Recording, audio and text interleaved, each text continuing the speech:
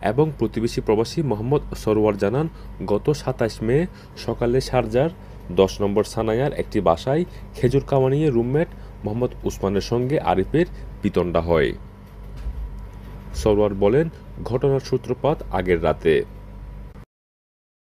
Bank বেডের উপরতলায় বসে খেজুর খাওয়ার সময় আরিফের ফেলা বিছি নিচের তলায় থাকা উসমানের মুখে পড়ে যায়।